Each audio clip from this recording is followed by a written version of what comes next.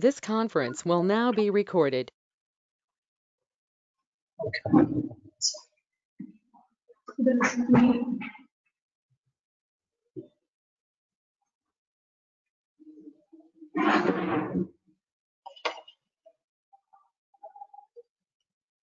Good afternoon to all. So last week I had given one assignment. Before last week, whatever assignment was given, some of you had answered. You have WhatsApped me, but last week's assignment, nobody has answered. What is the problem?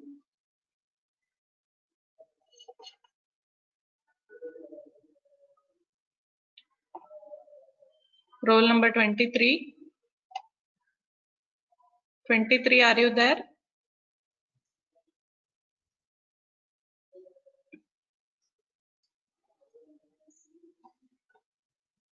Roll number 24.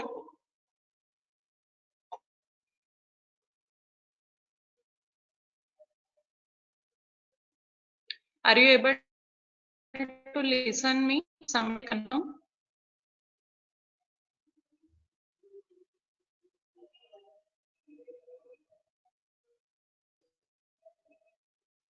Anybody who are online, please confirm you are able to hear me.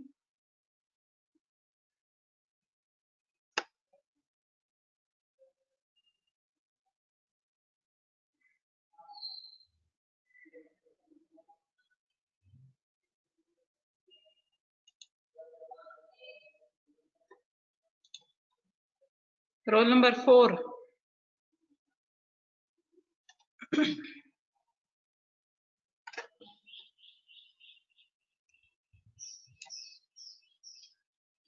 Roll number 4.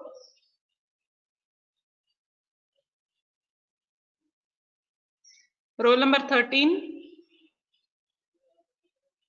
Yes, ma'am. Yeah, you are able to hear me, no? Yes, ma'am. What was the assignment given in last class?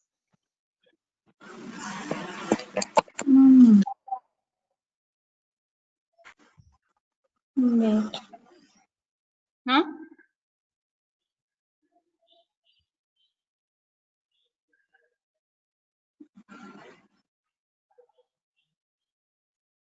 What was the assignment given? Which drugs did you study in last class?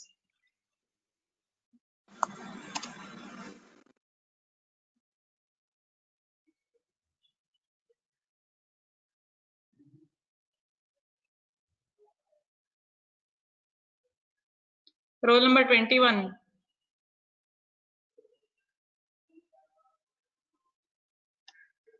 Yes, ma'am. What was the assignment given in last class? Ma'am, Nobody has answered this time. Take my.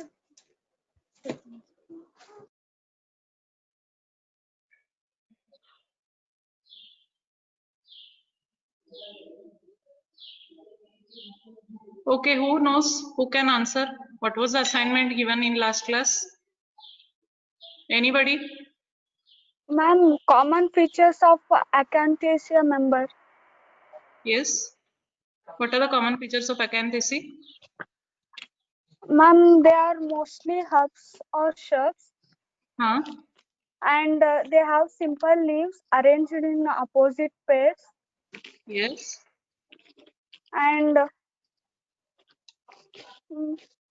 sepals and petals will be 5 or 4 number each, Yes. and fused or tubular structures, and two or four stamens,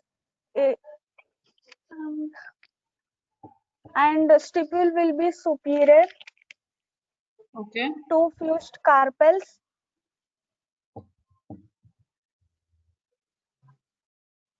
Fruits are capsules. All of them.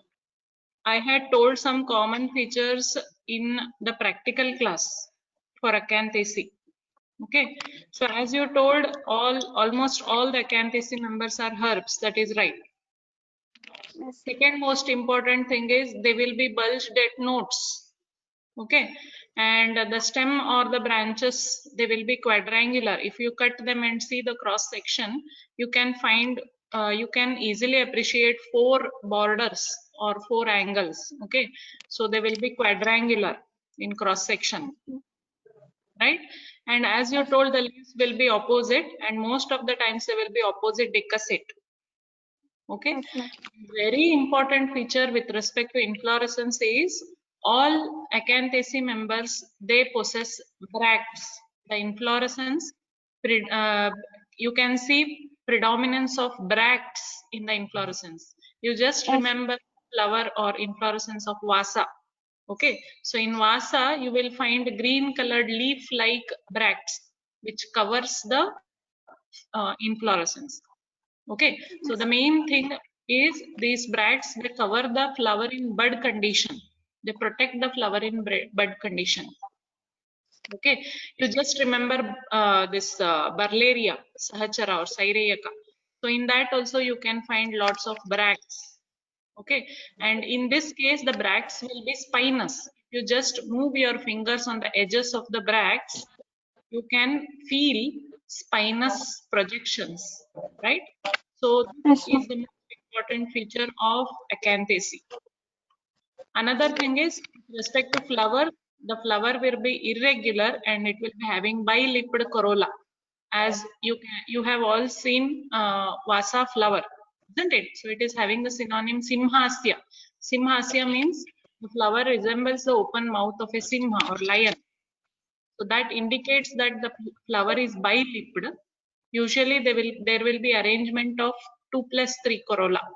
Okay, the corolla segments are arranged in 2+3 and you can find 2 lips. So these are some of the common features of Acanthaceae, right? And these features are easy to remember. You cannot remember the features with respect to number of stamens, all these. It is difficult to remember. These common features you can easily remember. You can also identify the plant using these features in field. Okay, so these features will help you in the field identification of Acanthaceae, right? So that was about Acanthaceae common features. I'm happy that at least one of you are able to answer. So actually this period of lockdown, it is very helpful for you to study sincerely. Okay, because you don't have to get up and get ready. You don't have to waste time in coming to college and going from college. You don't have anything else to attend, isn't it? So you can sit and relaxfully read or study in your home. You can make your own schedule. So you should make advantage or you should use this period very sincerely and very what you call fruitfully. Okay, so that is the expectation from you, right? You can have your own plan and this time you will not get in your life again, right? So this is a very useful time, very fruitful time. Only thing is you have to use it very planfully or skillfully. Okay, so now if you can see the screen, today we are going to study. Last class we had studied 2 drugs. One was Jatamamsi and the other was, it was the other drug, Kalamegha, isn't it? So Jatamamsi and Kalamegha we had studied in last class. Kalamegha belong to the family Acanthaceae. So today we are going to study 2 drugs, Kupilu and Kushta, right? So these 2 are very important drugs.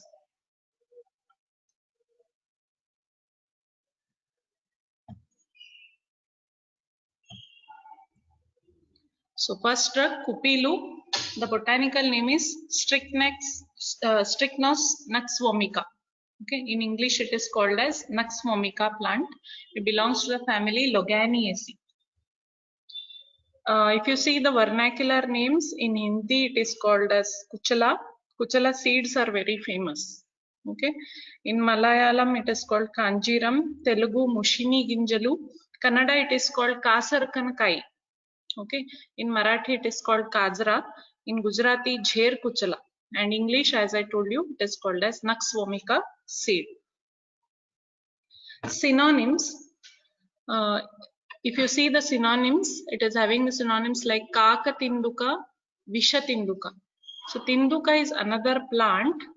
Okay, so the author says that this resembles the fruit. The fruit of Kupilu resembles the fruit of Tinduka, but it is inferior in quality. And Visha Tinduka indicates the same fruit similar to that of Tinduka, but it is having Visha properties, poisonous properties. Okay, Garadruma, again Gara means Visha and Druma means tree. So a tree which bears poisonous seeds is called as Garadruma. Okay, Kasaraka again indicates the poisonous property of the plant, and Kaka Piluka, again Pilu is another plant, and the fruits of Kupilu are similar to that of Pilu, but inferior in quality. So the name Kupilu. Okay, then if you see the classification, Kupilu has not been mentioned in any of the ganas by Bruhatrayis.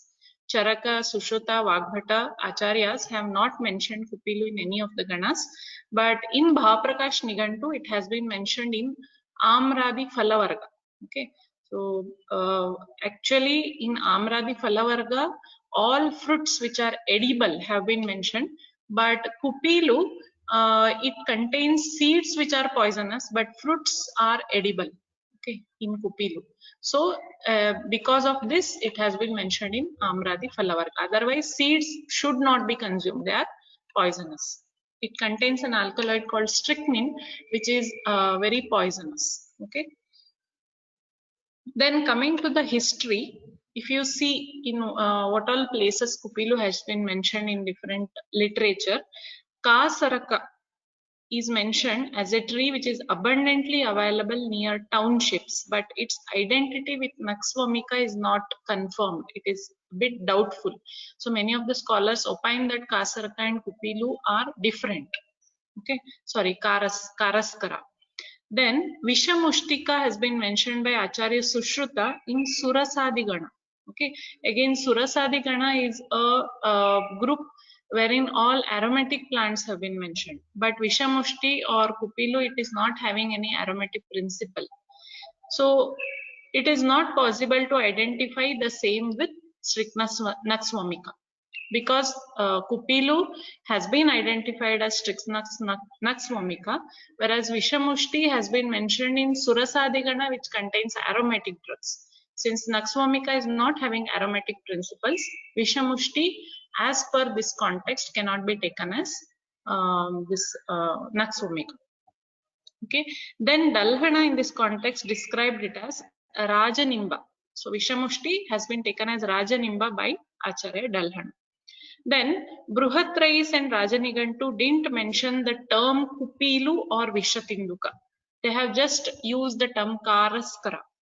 Shodhala, in his Shodhala Nigantu, he denoted it as Vishatinduka, and Bhava Mishra was the person who denoted it as Kakatinduka or Kupilu. So in this way, Bhava Mishra was the first person to use the term Kupilu for Strychnos Nux-vomica. Then Acharya Kayyadeva mentioned a drug called Vishamushti, which may be Nux-vomica according to him. Then Rajanigantu has described 5 types of Vishamushti. Okay, so this is regarding history. Then if you can see the screen, here you can see the Vishamushti plant, I mean Kupilu plant, Strychnos Nux-vomica plant. So it is a medium-sized tree. Okay, and if you can see the leaf in the picture, it predominantly has 3 veins. This is the most important characteristic feature of Kupilu. Okay, then in the next picture you can see the leaf, along with that you have fruit. See the color of fruit, it is having bright orange color. Okay, and if you break open the seed, you will get a white colored pulp, and inside that pulp you will find discoid shaped seeds.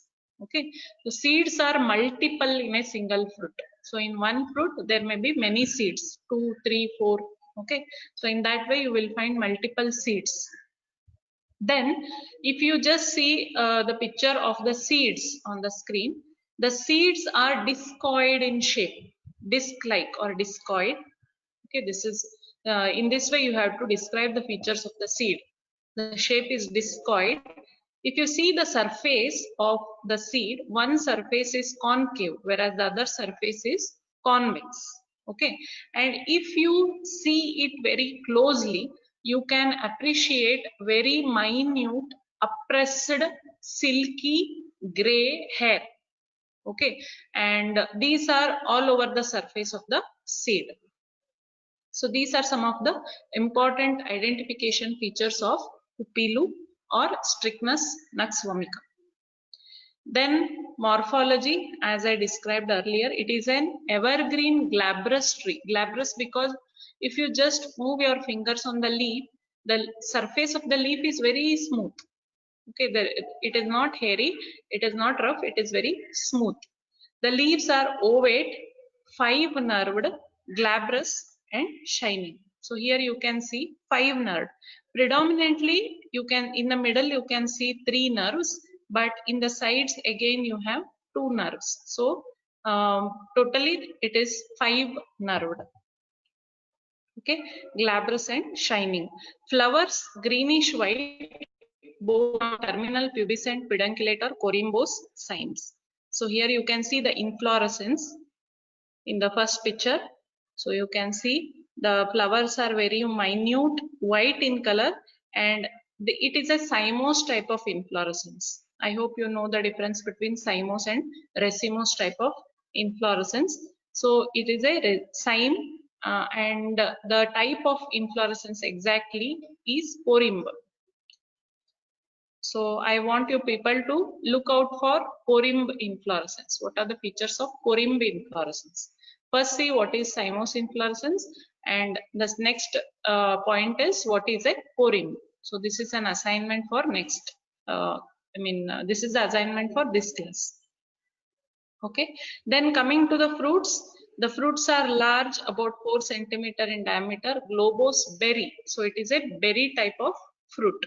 Okay, so berry is a soft, fresh indehiscent fruit which contains multiple seeds inside. For example, tomato is the best example for berry.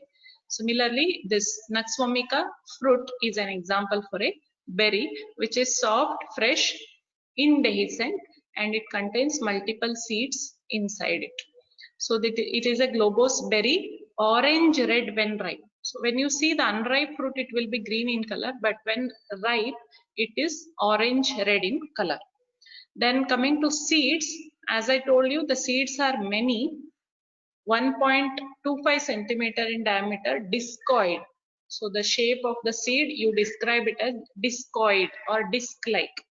Concave on one surface, convex on the other, clothed on both sides with very fine oppressed grey silky hair radiating from the center. So all these minute silky hair radiate from the center of the disc-shaped seed. Okay, so coming to the habitat where it grows, commonly grows in the forests of tropical region of India and also South Indian forests. So among tropical India, it grows well in UP, Bihar, Orissa, West Bengal, and in South India, it is usually seen in Kerala, coastal Karnataka, and Goa. Okay, but apart from that, we also see it in the forests of Mysore, Chikmagalur.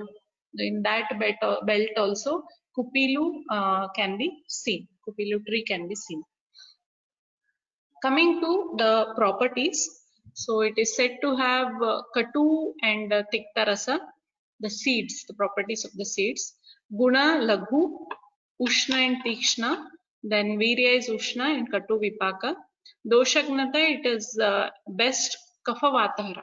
Okay, and Karma, Vishagna and Grahi. See, in spite of the seeds being Visha, in spite of the seeds having the property of Visha, they are also Vishagna at the same time. Okay, so if you purify them and use them properly, you can use it for the treatment of Visha. So you might be knowing the Stavara Visha. Visha is of two types, Stavara and Jangama. Stavara are the Visha from plant origin and Jangama are the Visha from animal origin. So usually Stavara Visha is used as a treatment for Jangama Visha. So whenever there is any bite from poisonous animals, the herbs having poisonous properties are purified and used as medicine for treating the animal poison. Okay, so this is the way you treat. So there is one saying in Kannada, mullanna mullinindane tegibeku. So if there is any thorn pricking any part of your body, you have to remove it using a sharp instrument. So a thorn should be removed using a thorn itself. So that is the saying. Similarly, a visha should be treated using another visha. That is one aspect of treating Visha conditions. Then indications of Kupilu, it is mainly indicated in different Tvak Vikaras. So Kandu, Kushta, Visarpa, all these things will come. Then Vatasra or Vatarakta is another condition wherein Kupilu can be helpful. For Vrana and Arshas also, Kupilu can be used as a treatment. Okay, then coming to the Amayika Prayoga. So in Visuchika, so here Visuchika has been correlated to a condition which is similar to cholera, wherein you have Urdhva and Adho Shodhana which is taking place as a symptom of the disease. So the patient is having the symptoms like vomiting and diarrhea, both. Okay, so in this case, what can be done? Kupilu, Hingu, and Navasagara. Navasagara is a mineral. You know what it is. You have studied in the Shastra. So these three things, they have to be fried separately and mixed together. Then the mixture is triturated with water and small pills are prepared. So these pills taken internally will check Visuchika. That means it will check the Vamana and Virechana Vega. Okay, so whatever the symptoms are found in cholera, vomiting and diarrhea, so those symptoms can be stopped by using strychnus nux vomica pills. I mean the pills made out of Kupilu, Hingu and Navasagara. Then Jvara is another condition wherein purified Kupilu and Maricha, Shuddha Kupilu and Maricha, you have to powder these two drugs, mix them in equal quantity and triturate the mixture with Kashaya of Indrayava. Indrayava is the bija of Kutaja seed. Okay, so this has to be made into small pills and these pills given internally will decrease the fever or temperature. Right? Then in Agni Mandya, Kupilu, Navasagara and Hingu, the same combination which was used for Visuchika. So this should be made into pills along with Nimbuk Swarasa, okay, lemon juice. So using this, you have to make them into pills and it has to be taken orally. So that will act very well in Agni Mandya. Okay, so in Agni Mandya, Kupilu is having a very good role. It is very good for improving the Agni. Okay, Vishotinduku Vati is there. Many formulations are there with wherein Kupilu is an ingredient and it is being used in the treatment of Agni Mandya, Ama Vikaras, Agni Mandya. Okay, so another thing is Kupilu, as I told you, is a Visha. So what happens if you take it in excess quantity? The normal dosage I'll tell you in the next slide. So if you take Visha Tinduka or Kupilu seeds in excess, it will produce symptoms which are similar to that of tetanus. Okay, and finally death will occur because of asphyxia. Right? And what are the antidotes for this? So the antidotes are cow ghee and cow milk, Gogruta and Gokshira. So these are the antidotes.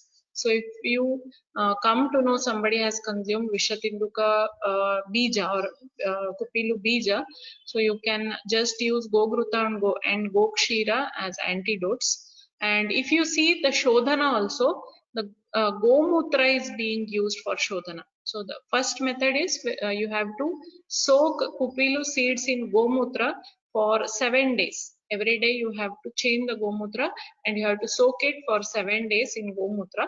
After that, you have to wash it, dehusk it. You have to just remove the outer coat and then fry in Gogruta and powder it and keep it or store it. Okay, so that is the first method. In second method, you can soak Gomutra or you can boil Gomutra. You can boil Kupilu seeds in kanji. Okay, so this is the second method. And after boiling in kanji, again you have to wash it and pound it and do bharjana in Gogruta. Okay, so this is about Kupilu Shodhana. What are the so this can be one important question in your exam paper. What are the Vishakta Lakshanas of Kupilu? That is, what symptoms will you find when Kupilu is consumed in excess quantity, and what are the antidote, and what is the Shodhana procedure for Kupilu? Okay, actually Dravya Shodhana is another topic for you which has been mentioned separately in your syllabus. So while discussing that Shodhana chapter, we will again discuss the Shodhana procedures for different drugs. But there you won't be able to remember, because 10 drugs Shodhana procedures you are studying at a time, then it is very difficult to remember. But when you are studying individual drug, if you go through the Shodhana procedure for that particular drug, it is easy to remember. So when you are studying Vatsanabha, just go through the Shodhana procedure of Vatsanabha. Okay, so whenever you are studying Gunja, see what is the Shodhana for Gunja. When you are studying Kupilu, what is the Shodhana for Kupilu. So in this way, if you study, it will be easy for you to remember. Next, the part used. So the most important part used is bija, the seed, and sometimes Mulatvak, the root bark is also used. Okay, then churna, the dosage of churna, see, the dosage is very minimum. It is just 60 to 125 mg. That is half to 1 ratti, right? So the dosage is very less. So if taken in this dosage, it is having therapeutic value. Otherwise, you have if the dosage goes beyond this, it can produce Vishakta Lakshanas. Then coming to the formulations. So the most important formulations are Agni Tundi Vati, which is mostly used in the treatment of Agni Vikaras, Agni Mandya, Ajirna, Ama Vikaras, all these things. Okay, Vata Gajankusha Rasa is another formulation which is used in Vata Vikaras. Then Krimi Mudgara Rasa. So this is used in the treatment of Krimi. Okay, then Vishatinduka Taila, it is used in different Vata Vikaras for external application. Vishatinduka Vati and Karaskara Ghrita are again used in different Vata Vikaras. Chemical constituents. So Kupilu seeds are very rich in alkaloids. Okay, so the most important chemical constituent in Strychnus nux seed is alkaloid.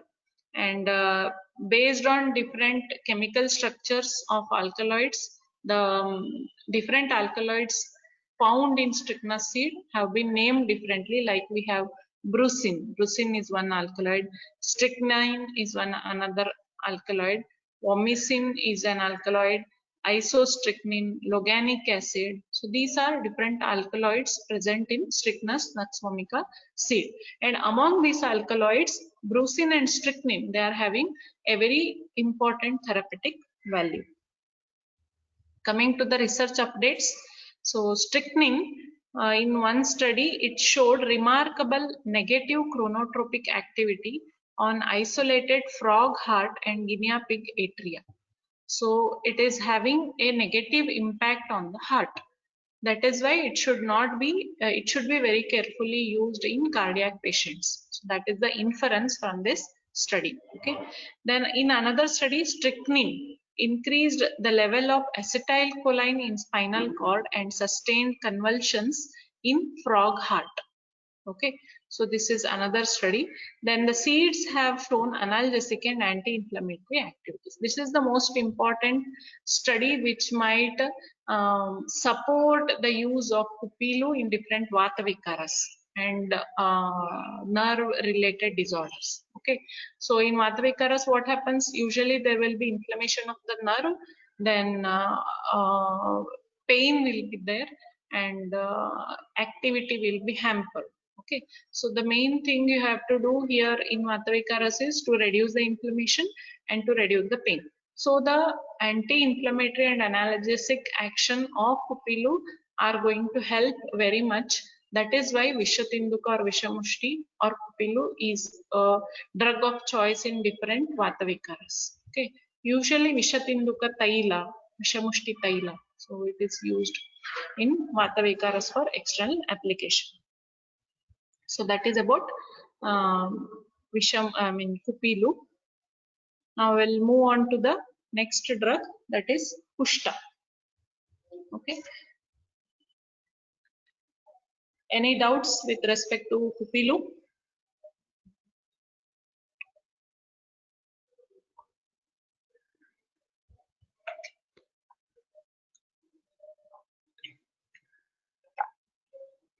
Okay, we'll move on to Kushta, the next drug, Kushta.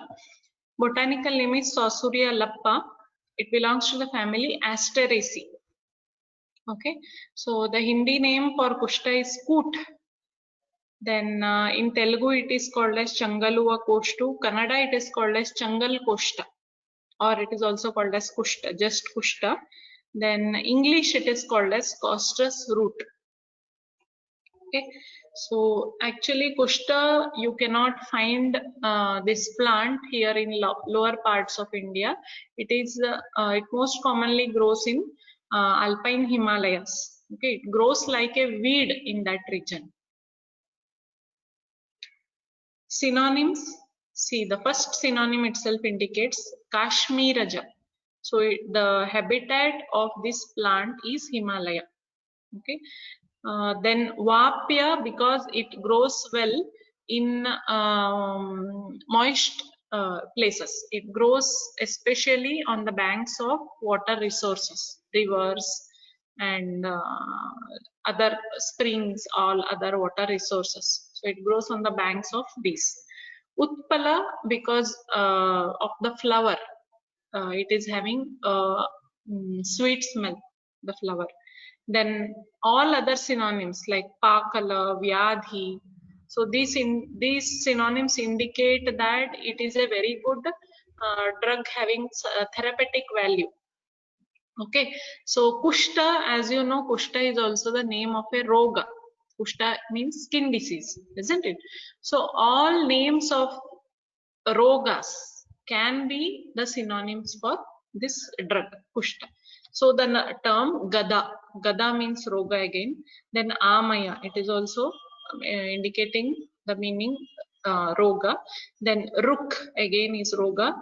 Rogahva means all the names of roga can be used as synonyms for Kushta. Then Paribhavya is another synonym. Paribhava means to suppress, to what you call, to cut something or to suppress.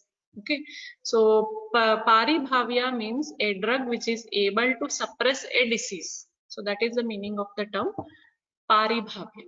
So in Kannada we have a term called Parabhava. Parabhava means what is the meaning of Parabhava? Can anybody say?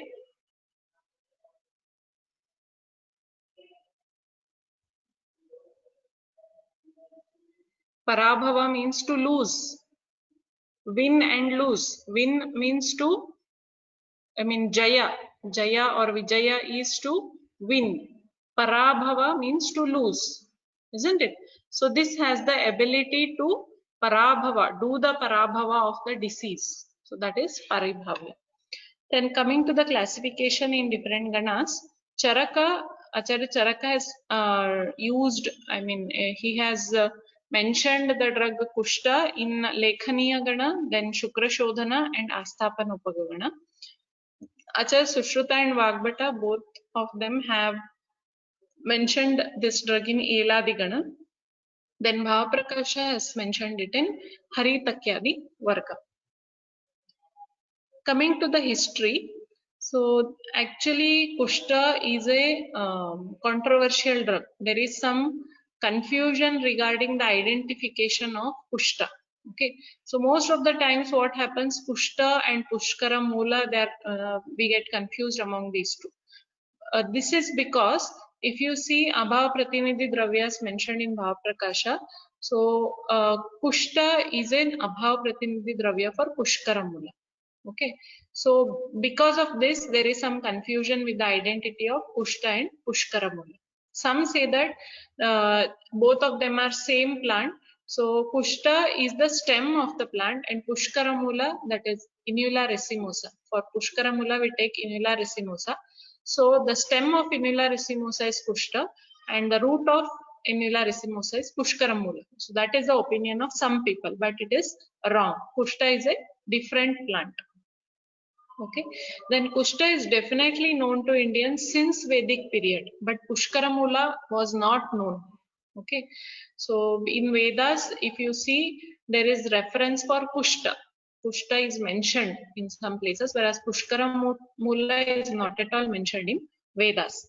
In Vedic literature, Nadya is the synonym mentioned for Kushta. As I told you, Vapya, Nadya, so these indicate that it is a plant which grows on the banks of the rivers. Okay, so then further in Vedas, it has been told that Kushta has the ability to cure many diseases, and it is having the properties like Rasayana, Vrishya, and Krimigna.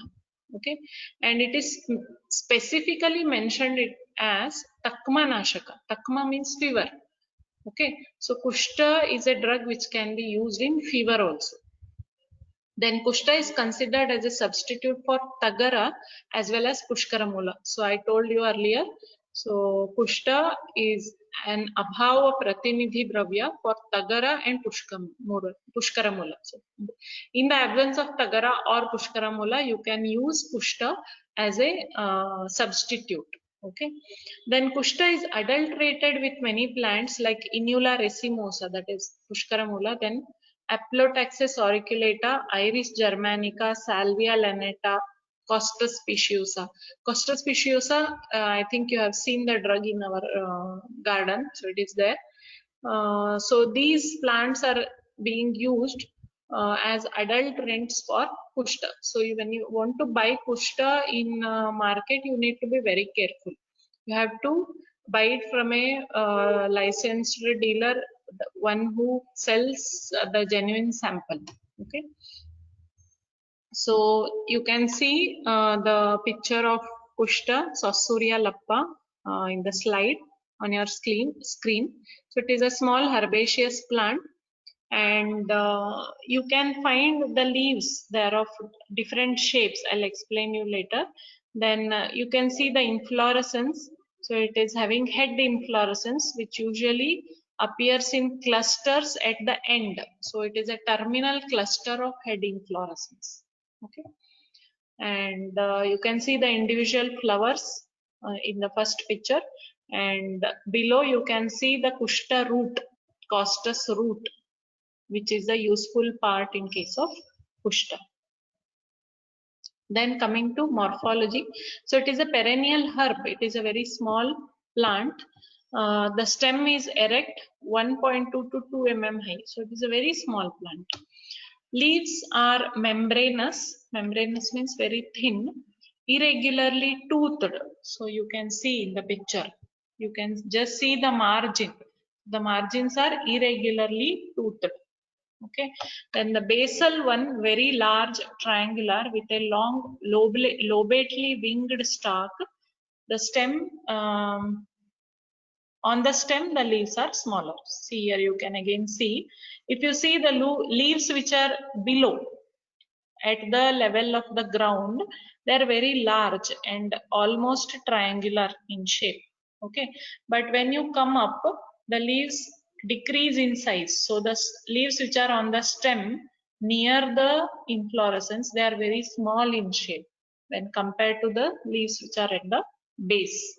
Okay, so this is another important feature to identify Sossuria lappa. Then coming to the flowers, as I told you, flower here is head inflorescence, okay, and they are stalkless. The flower is not having any stalk or peduncle. They are hard. If you touch them, they are hard, round in shape, and 2 to 5 flowers forming axillary and terminal clusters. So here you can see in the first picture itself, you can see it is having 1, 2, 3, 4, 5, 6, 7 flowers in the cluster. Okay. In the second picture also you can see one is having 3 flowers, another is having 4 and 3.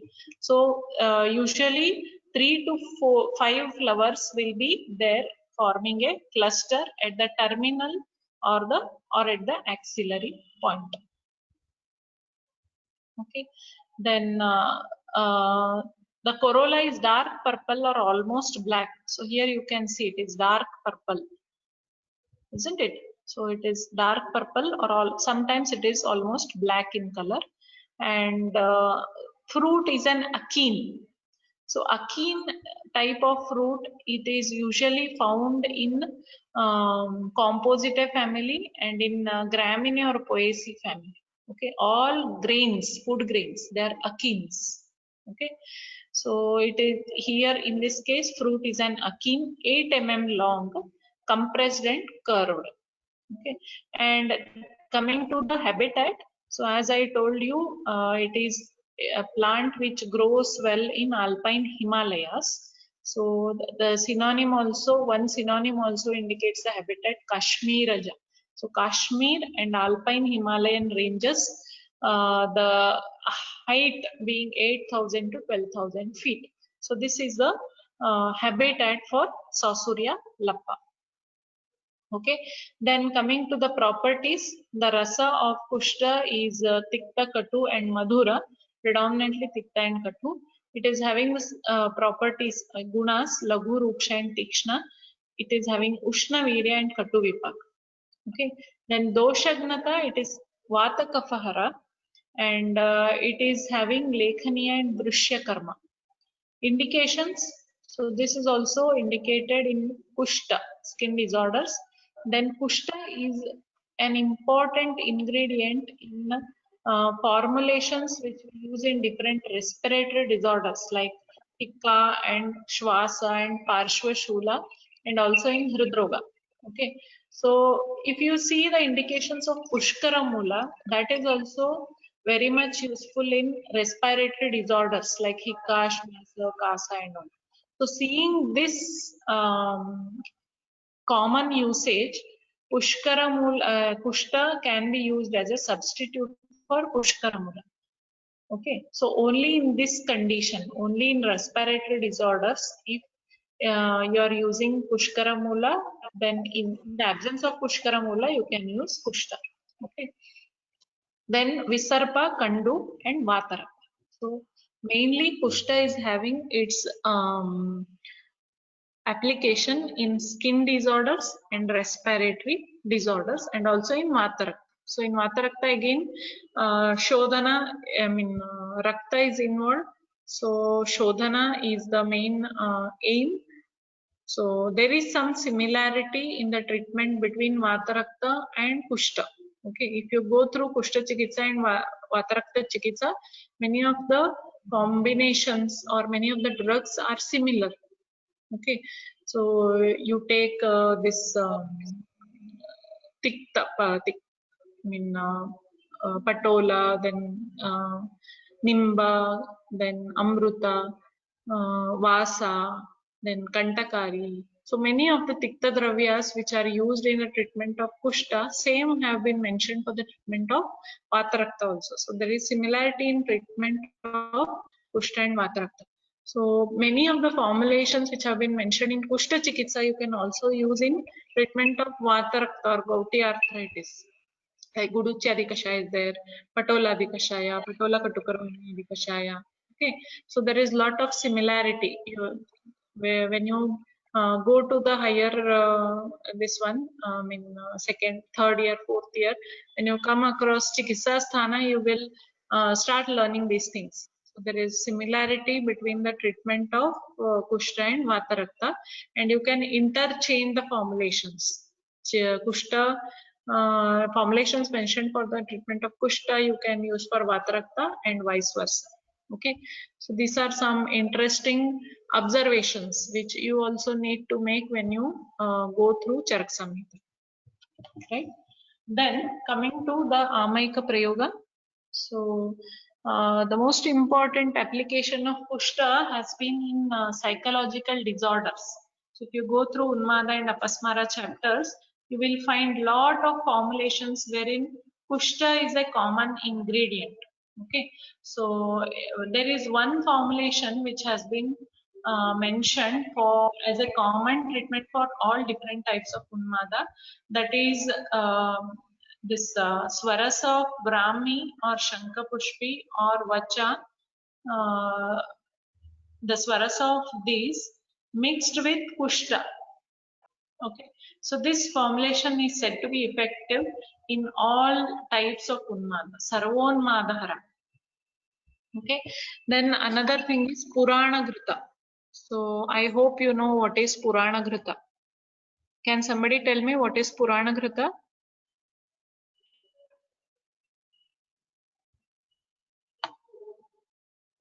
What is Purana Grita? 26, roll number 26. Are you there? Roll number 26.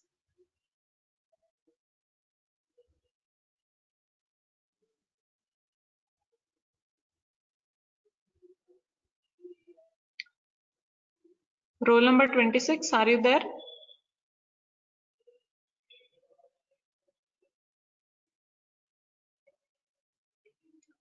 Roll number 30. Yes, ma'am. Is it roll number 30? Yes, ma'am. What is Purana Grita? Ma'am, the Grita which is stored for 5 to 10 years before. Old Yes. ghee. Old It ghee, is good yes. for It is good for the treatment purpose, ma'am. What are the properties of Purana Grita? Do you know? No, ma'am. Okay. So this is an assignment for next class. You tell me the reference of Purana Grita. So what is the reference and what are the properties of Purana Grita? Okay. So if you go through the classics, there is mentioning of Dashavarsha Purana Grita and Shatavarsha Purana Grita. Okay. So there is a different terminology for this. For Dashavarsha Purana Grita, there is one terminology. For Shatavarsha Purana Grita, there is one terminology. Okay. And they have mentioned specific properties of this Purana Grita. So if you store Grita for 10 years, what are the properties of this Grita? If you store it for 100 years, what are the properties? How the color and consistency of Grita changes by time. Okay, so that is an interesting thing to study. If you want to study, you can just keep Grita, pure cow ghee in a vessel, keep it for 10 years, and after 10 years you can just open it and see, and you can also test it. Okay, so that is that has been mentioned in our classics. What are the properties of Purana Grita? Okay, and another thing is Grita is having something called as CLA. Okay, so this CLA, it is having the ability to destroy the this thing. It is having the ability to promote phagocytosis. So whatever antigens are there in our body, foreign bodies which are present in our body, or whatever harmful metabolites are produced in our body. So these will be destroyed with the help of this CLA. This CLA activates the macrophages and it brings about phagocytosis. So this has been proven. Okay, and this effect lasts in our body even after stopping the intake of ghee. Suppose you have taken ghee for around 1 month or 45 days. Okay, and after 45 days you stop having ghee. Okay, but even when you stop having ghee, the this action of ghee, this action of promoting phagocytosis will be seen in your body. So that is a speciality. Okay, and ghee has a very good property that it will not go rancid by time. Suppose you have some coconut oil at your home, you keep coconut oil as it is for some time, say around 2 months, 3 months. After 3 months or just after 1 month, if you open it and see, it will get rancid. It will have some smell, bad smell, and its taste will change. Whereas in case of ghee, it will not undergo rancid. So you can keep or you can preserve ghee for a long time. It is devoid of rancidity. Okay, and even this CLA will remain in ghee for long duration. That will not get denatured. So this is the speciality of ghee. Okay, so this is an assignment for you. Purana Ghruta, what is the reference? What are the properties? What is the name of Dashavarsha Purana Ghruta and Shatavarsha Purana Ghruta, and what are the properties? Okay.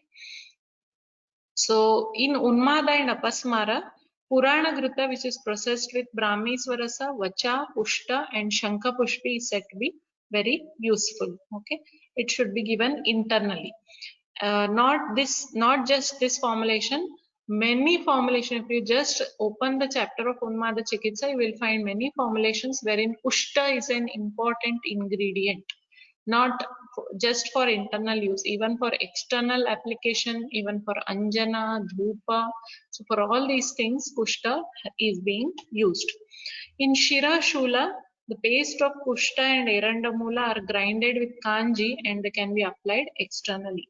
Okay, and as Medhya Rasayana, the tonic, it can be used Kushta, Vacha, Brahmi and Swarna Bhasma.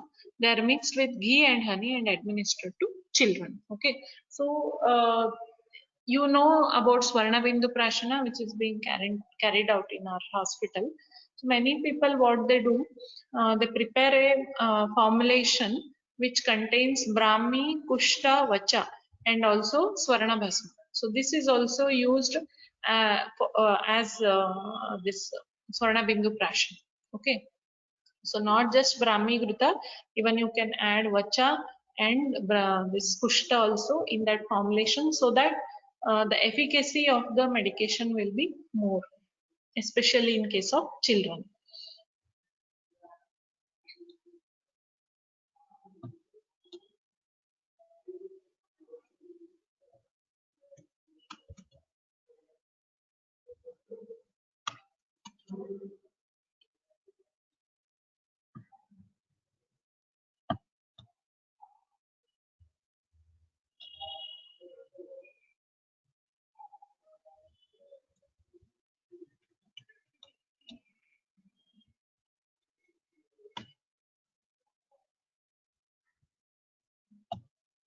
So we'll move on to the next slide. The part used in case of Kushta is root. As I showed you earlier in the pictures, you have already seen the root is being used. Dosage is just 1 to 2 gram. So here also the dosage is very less.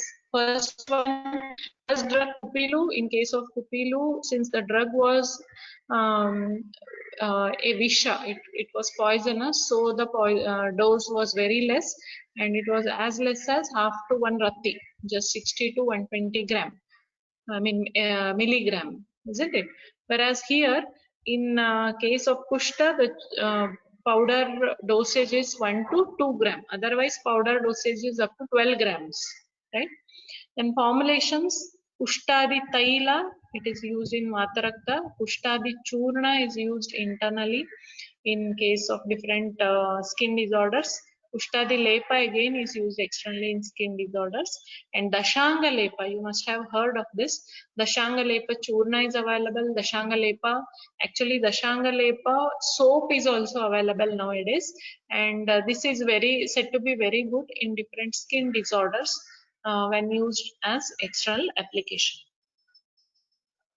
Okay, then if you see the chemical constituents of Kushta, it consists of essential oil. Kushta is an aromatic drug.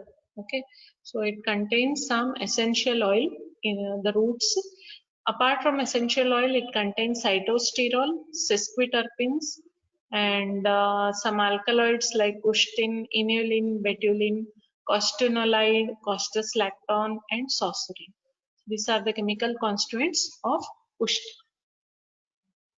Then the research updates. So the root extract, it is proved to act against oxidative stress.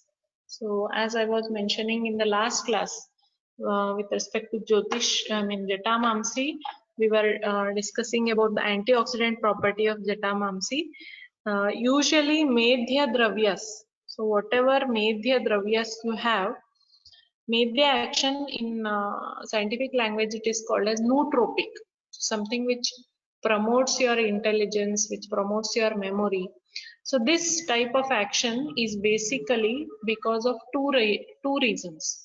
So the first one among that is the direct nootropic action. The second one is by antioxidant action. Some drugs directly act as nootropics, like we have Brahmi, we have Vacha. Okay, so these are nootropic drugs. Whereas some drugs, they act as buddhivardhaka, they enhance the intelligence and memory by acting as antioxidants. For example, the Jatamamsi and this one Kushta. Okay, so these drugs, what they do, they decrease the oxidative stress in your body. So they do the free radical scavenging activity. They act as antioxidants. They improve the immunity of your body. So once the immunity is improved, Ojo Vardhana takes place. So Ojas directly potentiates the buddhi or intelligence or memory. Okay. So this is the indirect nootropic action, which is found in some drugs, which have been mentioned as Medhya. Even this Yashtimadu, then Guduchi. Okay, so the nootropic action of these drugs is because of their antioxidant potential. Then study on isolated rabbit heart. So Kushta has been studied on isolated rabbit heart, and it has been found to have a cardiotonic activity. So it has the ability to tone up the cardiac muscles. It is good for heart. Whereas Kupilu, it has a depressing activity on the heart, so you should not use it in cardiac patients. Whereas Kushta, it is acting as cardiotonic. Okay, then Kushta, it is found to have wide spectrum antimicrobial activity. Hence, it can be effective in infectious conditions. So, in many of the infectious diseases, infectious diseases, in the sense we study the drug on different streptococci, species, staphylococci species, pneumococci. Okay, so this drug has been found to be effective in many species, many microbial species. So it is having a widespread antimicrobial action, wide spectrum action. So it can be useful in many infectious diseases. Then Saussure lappa extract inhibited cell proliferation through the apoptosis pathway in human oral cancer cells, thus proving its anti-cancer activity. So Saussure lappa is also having anti-cancerous activity. So it helps in the inhibition of cancer cell proliferation. Okay, so cancer cells, they start once they are found inside the body, they start multiplying and they start spreading. So this Saussure lappa drug is having the potential to inhibit the proliferation of cancer cells, so that the progress of cancer can be checked. Okay. So that is about today's this thing. So you have 2 assignments for today. What are the 2 assignments? Can somebody tell what are the 2 assignments?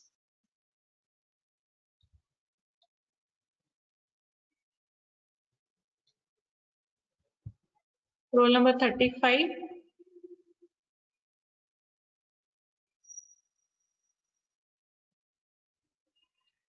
Roll number 35.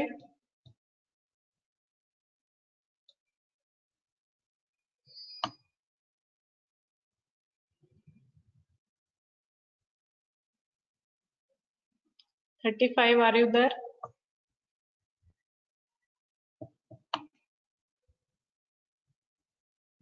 36. Roll number 36.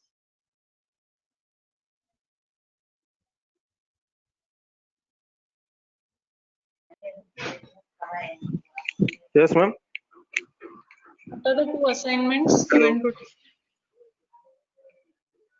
Ma'am, the Purana Gruta and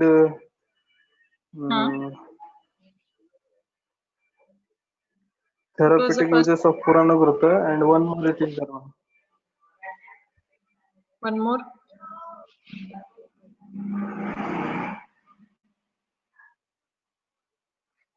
Roll number 40.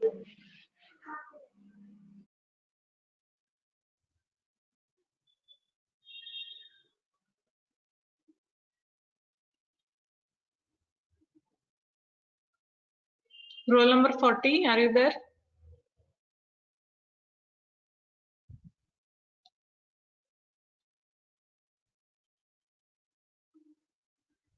(41)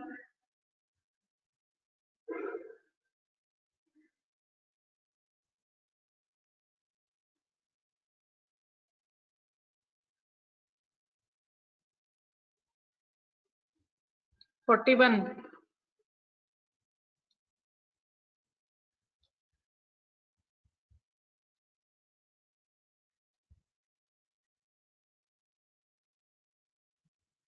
(41), are you there?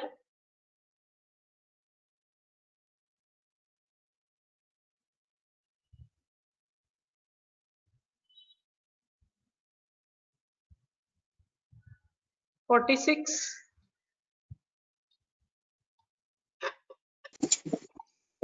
Yes, ma'am. What are the two assignments given? Ma'am, first one is Corimb inflorescence features. Yes. And the second one is Purana Gruta features and the reference for that. Yes. Can you repeat the details of first drug, Kupilu? Summarize. Yes, ma'am.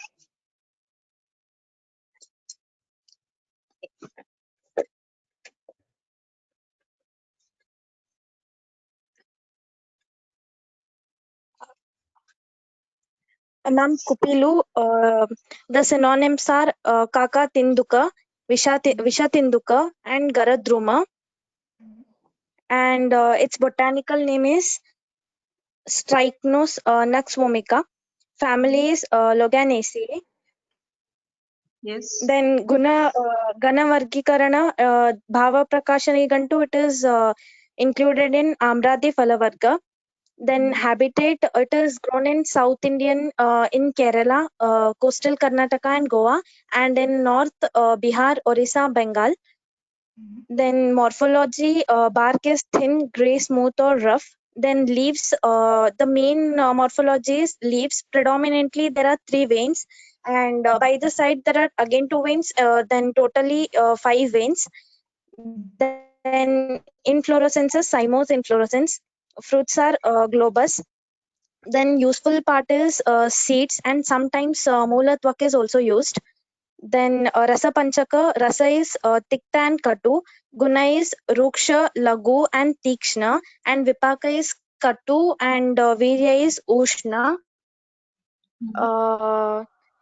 Then Dosha Karma, Kapha Vata Shamaka. One yes, Namayaka. Tell me one Namayaka Prayoga of Kupilu. Yes, ma'am.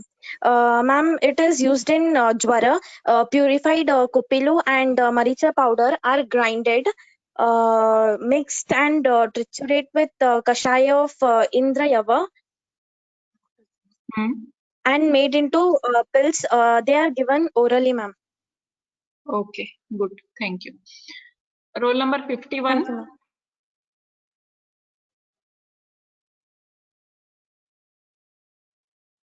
Roll number 51.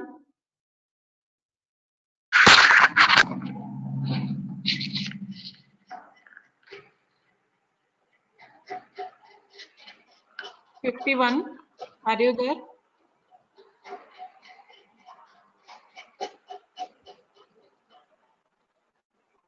Roll number 51.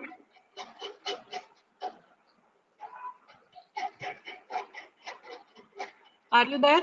51.